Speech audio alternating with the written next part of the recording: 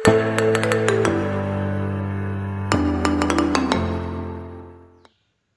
Students, आज जो हम आपको टॉपिक डिस्कस करने जा रहे हैं वो टॉपिक है इक्विपोटेंशियल सरफेस। बहुत इंपॉर्टेंट टॉपिक है और समझने वाली चीज है। सबसे बड़ी चीज इसमें बेसिक क्या आती है कि जो हम समझाना चाह रहे हैं वो समझ में आता है, और दूसरी चीजों में क्या होता है कि थ्योरेटिकल एस्पेक्ट होती है, हम नहीं समझा पाते।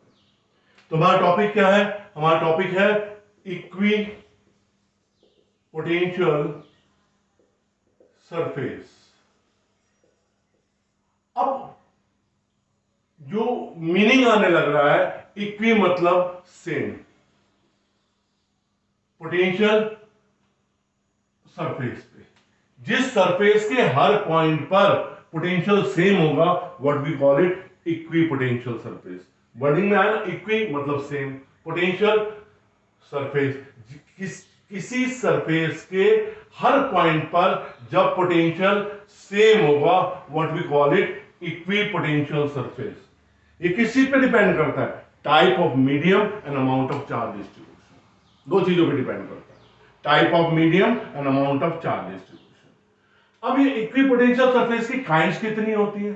अब अगर हम इसकी टाइप्स पे जाएं, पहली टाइप पे, अब यहां पे electric field lines are parallel and equidistance, इसे यूनिफॉर्म इलेक्ट्रिक फील्ड कहते हैं।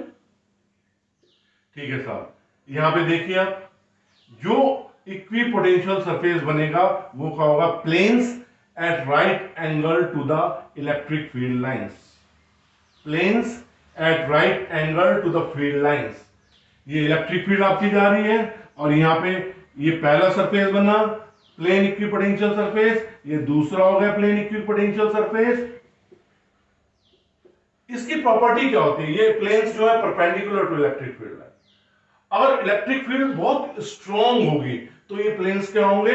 बहुत क्लोजर होंगे, एक दूसरे के क्या होंगे? क्लोजर होंगे। सेकंड, एक आइसोलेटेड पॉइंट चार्ज के कारण, equipotential due to an isolated point charge. अब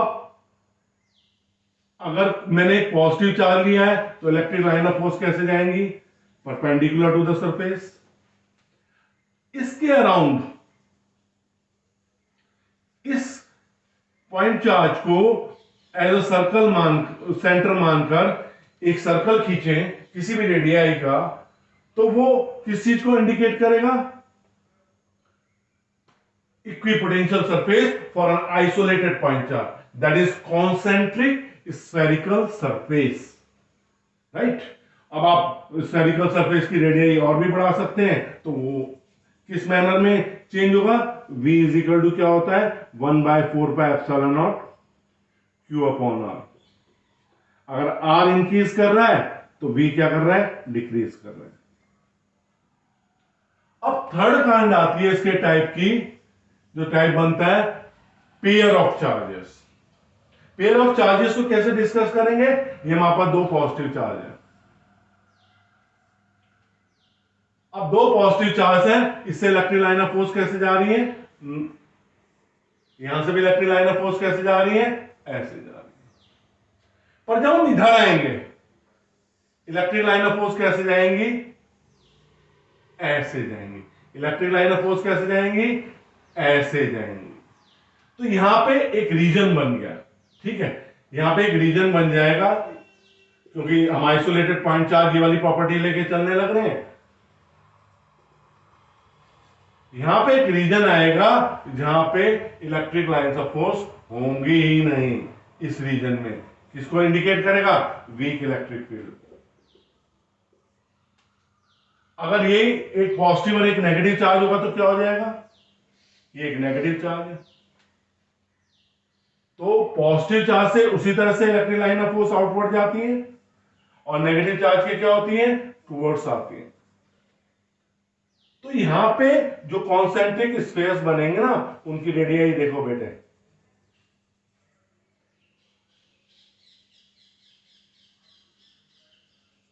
ये देखो, ये क्लोज होती जा रही है और यहां पे क्या होती जा रही है? वीक होती जा रही है।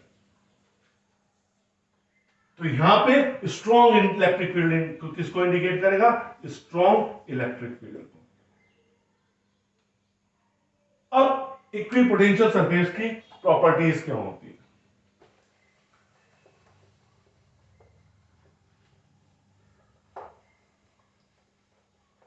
इक्विपोटेंशियल सरफेस की सबसे पहली और इंपॉर्टेंट प्रॉपर्टी होती है कि अगर हम चार्ज को एक पॉइंट से दूसरे पॉइंट तक ले जाएंगे तो कोई वर्क डन नहीं करना पड़ेगा इक्विपोटेंशियल सरफेस में। देखो, एक आइसोलेटेड पॉइंट चार्ज हो गया और मैंने इसके अराउंड एक इक्विपोटेंशियल सरफेस डेवलप किया। ये इलेक्ट्रिक लाइंस ऑफ फोर्स हैं जो जा रही हैं, ये प्लस क्यू चार्ज। मुझे ए पॉइंट से बी पॉइंट तक एक चार्ज को ले जाना है, that is test charge plus q not, right. जब मुझे प्लस पॉजिटिव चार्ज को ले जाना है ए पॉइंट से बी पॉइंट तक, तो मेरा पोटेंशियल डिफरेंस क्या आएगा? VB minus V is equal to W A B upon q not. ये इक्विपोटेंशियल सरफेस है तो V A is equal to V B है, तो ये क्या हो जाएगा? 0 is equal to W A B upon q not. तो डब्ल्यू ए बी क्या हो गया आपके पास? 0। मतलब इक्विपोटेंशियल सरफेस पे एक पॉइंट से दूसरे पॉइंट तक अगर हम किसी टेस्ट चार्ज को ले जा रहे हैं तो no work is done, right. First property. Second property important property है, ये इंडिकेट करती है कि electric field lines are perpendicular to the planes. जो इलेक्ट्रिक फील्ड लाइंस आती हैं जिस पॉइंट पे लेते हैं उस प्लेन के क्या होती है? परपेंडिकुलर होती है। हमने डी आर एलिमेंट ले लिया, या हमें 90 डिग्री एंगल शो करना है, vector D R. From the definition of potential difference dV is equal to dW upon Q naught is equal to E dot dr, जिससे हमने इलेक्ट्रिक फील्ड और negative gradient of potential show किया था। अब यहां पे dV क्या है हमारे पास? 0। तो क्या हो गया? E dot dr is equal to 0। E dr cos theta is equal to 0, cos theta is equal to 0 और थीटा is equal to कितना आ गया? 90 डिग्री। इसका मतलब electric field lines are perpendicular to the planes. किसी भी point पे लेते हैं तो इलेक्ट्रिक लाइन ऑफ फोर्स उस पॉइंट के क्या होगी? परपेंडिकुलर होगी। थर्ड प्रॉपर्टी में आते हैं, ये क्या इंडिकेट करती है इलेक्ट्रिक लाइन इक्विपोटेंशियल सरफेस में कि E इज इक्वल टू हमारे पास क्या है? Minus dV upon dr। तो dr inversely proportional to E ले सकते हैं। अगर हमारी इलेक्ट्रिक फील्ड स्ट्रांग होगी तो जो इक्विपोटेंशियल सरफेस की लाइंस है जो वो क्या होंगी? क्लोजर्स होंगी। कैसे? ये स्ट्रांग इलेक्ट्रिक फील्ड है तो जो प्लेन्स आ रहे हैं वो क्या आ रहे हैं? क्लोजर आ रहे हैं। ये किस चीज को इंडिकेट कर रहा है? Strong electric field. और अगर ई वीक होगा तो ये क्या होंगी? फर्दर अपार्ट होंगी। ये किसको इंडिकेट कर रहा है? Weak electric field. Fourth property में हम चलते हैं। फोर्थ प्रॉपर्टी कहती है the two equipotential surfaces never intersect. वो इंटरसेक्ट करते ही नहीं। और वो इंटरसेक्ट करेंगे at the point of intersection दो direction of electric field develop होंगी, विच इज इम्पॉसिबल, राइट। तो अब हम अपने नेक्स्ट टॉपिक पे आते हैं। Work done in rotation of dipole in uniform electric field, और दूसरा नाम है the potential energy stored in rotation of dipole in uniform electric field. Potential energy in rotation of dipole in uniform electric field. इसे कहते हैं work done in rotation of dipole भी है, work done in rotation of dipole in uniform electric field. अब uniform electric field होती क्या है? ये यूनिफॉर्म इलेक्ट्रिक फील्ड है जो जिसमें इलेक्ट्रिक लाइन ऑफ फोर्स क्या है? इक्वी डिस्टेंस है और पैरेलल है, ठीक। अब ये पैरेलल है तो यहां पे ये प्लस क्यू चार्ज है और यहां पे क्या है? माइनस क्यू चार्ज है। ये इलेक्ट्रिक फील्ड है। जो इनका इलेक्ट्रिक डायपोल मोमेंट है ना, वो कितना एंगल बना रहा है इलेक्ट्रिक लाइन ऑफ फोर्स से? थीटा एंगल बना रहा है। ये पी की डायरेक्शन है। अब हमने परपेंडिकुलर ड्रॉ किया, इस डायरेक्शन में फोर्स कितना एक्ट करेगा, प्लस क्यूई, इस डायरेक्शन में फोर्स क्या करेगा, opposite to electric field qE minus qE, right. A B और सी, ये वाली लेंथ कितनी होगी, 12 sin थीटा। हम इस डेरिवेशन को कर चुके हैं प्रीवियस पार्ट्स में कि जब हम किसी डायपोल को, इलेक्ट्रिक डायपोल को यूनिफॉर्म इलेक्ट्रिक फील्ड में प्लेस करते हैं तो नेट फोर्स जीरो हो जाता है, इन दोनों फोर्सेस के कारण कपल डेवलप होता है और movement of couple about an axis क्या कहलाता है, टॉर्क। जो टॉर्क एक्ट करता है वो कितना होता है बेटे, P sin थीटा। अब इस डायपोल को मैं इस पोजीशन से डी थीटा एंगल रोटेट कराता हूं, डी थीटा एंगल रोटेट करा रहा हूं तो वर्क डन कितना होगा, dw is equal to tau into d theta. D theta dimensionless quantity है तो क्या होगा ये, Pe sin theta d theta.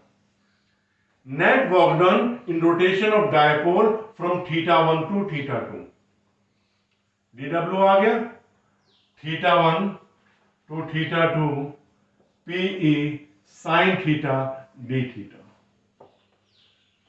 अब मैंने P बाहर ले लिया बेटा, तो मेरे पास इंटीग्रेशन के लिए क्या बचा, θ1 से θ2 sin थीटा डी थीटा। तो क्या हुआ, P minus cos theta that is θ1 to θ2, P minus cos θ2 minus cos θ1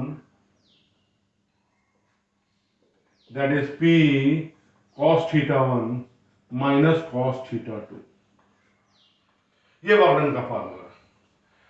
we know that capacity of doing work is known as energy. अब जब हम इस डायपोल को रोटेट करा रहे हैं तो रोटेट कराने में जो वर्क डन कर रहे हैं वो किसके बराबर होगा, electrostatic potential energy that is W, that is P cos θ1 minus cos θ2। अब डायपोल को मैक्सिमम टॉर्क पोजीशन से, θ1 90 डिग्री मैक्सिमम टॉर्क पोजीशन है, θ2 is equal to theta angle rotate करा रहे हैं तो पोटेंशियल एनर्जी यू थीटा क्या होगी, P cos 90 degree minus cos theta that is U theta is equal to minus P cos theta. जब एक particular angle पर रोटेशन आएगा तो मैक्सिमम टॉर्क पोजीशन से ये पोजीशन लेंगे। अब इसका एक केस लेंगे हम कि अगर हम parallel to anti parallel dipole को रोटेट कराते हैं। पैरेलल का मीनिंग बताया था क्या होता है, हम स्टेबल इक्विलिब्रियम से डायपोल को किस में लाते हैं, अनस्टेबल इक्विलिब्रियम में। ये स्पेशल केस है, ये हमारी यूनिफॉर्म इलेक्ट्रिक फील्ड है। यहां पे डायपोल जो प्लेस्ड है that is vector P that is minus Q2 plus Q, A B dipole है। यहां पे vector P parallel to vector E है तो θ1 कितना हो गया, 0 डिग्री, राइट। अब इसको रोटेट कराया हमने, किस में रोटेट करवा के हमने इसकी पोजीशन चेंज कर दी, माइनस Q प्लस Q। अब इलेक्ट्रिक डायपोल मोमेंट और इलेक्ट्रिक फील्ड की डायरेक्शन क्या आ गई है, अपोजिट आ गई। कितनी आ गई, vector P anti parallel to vector E। अब θ2 कितना आ गया, 180 डिग्री। cos 0 डिग्री की वैल्यू क्या होती है, 1, और cos 180 डिग्री की वैल्यू क्या होती है बेटे, -1। तो वर्क डन कितना हो जाएगा, P cos θ1 minus cos θ2 that is P cos 0 degree minus cos 180 degree that is P 1 that is 1 and minus 1 that is 2P, P 1 plus 1। तो मतलब किसी डायपोल को उसकी स्टेबल इक्विलिब्रियम पोजीशन से अनस्टेबल इक्विलिब्रियम पोजीशन में rotate करते हैं तो वर्क डन किसके बराबर होगा, 2P।